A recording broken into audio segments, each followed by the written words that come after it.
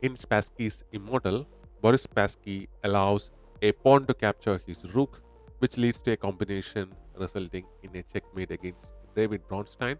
Spassky is playing with the white pieces here, and David Bronstein is playing with the black pieces here. So this is the king's gambit being played, and this is the king's gambit accepted variation, the modern defense that is being played now. So d5 is played now, which allows the e pawn to capture the d5 pawn, and bishop to d6 now, and knight to c3, supporting that particular pawn and also developing the knight. Knight to e7 now, looking to castle on the king's side, David Bronstein, and pawn push to d4, and black now castles on the king's side as of the sixth move.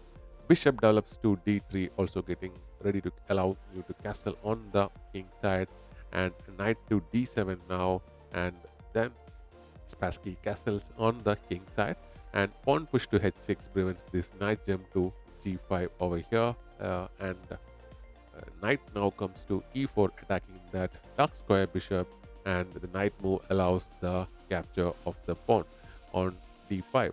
So pawn push to c4 hits this knight, and the knight goes into that particular outpost, and bishop captures the knight, and pawn captures back, uh, creating this pawn which is not protected at the moment. So c5 is played, hitting this bishop, and the bishop retreats to e7, the only good square for it, and bishop retreats to c2, creating space for the queen go to d3 and create a battery to attack the king. So rook to e8 now, eyeing to protect this e3 pawn, which is a passed pawn and which is undefended right now, and queen to d3 now, creating this queen bishop battery, also creating checkmating threat and attack threats on the king. So pawn is now pushed to e2, and here Spassky attempts his sacrifice, knight to d6 actually. So here, if you capture this knight with your pawn, this is the discovered attack on the king. If you go for the capture, the queen will go here. Like if you capture the knight like this, it will be a checkmate on the board. So because of that, you cannot capture this knight, and you could capture with your bishop if you want to. Uh, but this knight to f8 move was played. Actually, the better move was to capture the rook with your uh, pawn right away, and because this pawn will queen, or a rook will be on place, and it will be a forced move, and you will have to capture back with your rook, which will give you ample time to equalize the game. So if you do like this, the position will be fairly equal, and black could still play on. It is an equal position, but instead of that, this knight move is played to f8 here, guarding this particular square of h7, preventing the queen from going in here. So the better move was to capture the rook right away, and after the knight move, the knight captures the pawn on f7 here, again using that knight to lure the king out.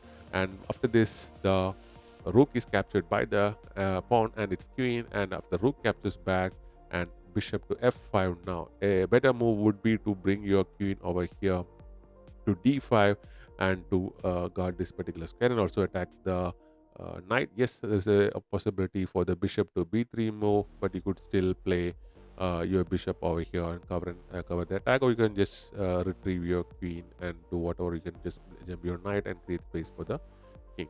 So now this allows the queen to capture this free bishop, and after this, queen to d7, attempting a queen exchange, and the queen goes to f4, and bishop to f6 now, and knight jumps to e5 now, supporting the knight and also creating this knight pair near the king, which is a dangerous piece. Queen goes to e7 is played. A better move was to capture this knight with your bishop, but he didn't play that, and now bishop to b3 now, and now this knight is captured, and the knight captures back with a discovered check on the king, and the king goes to h7, after which the queen goes to e4 with a check.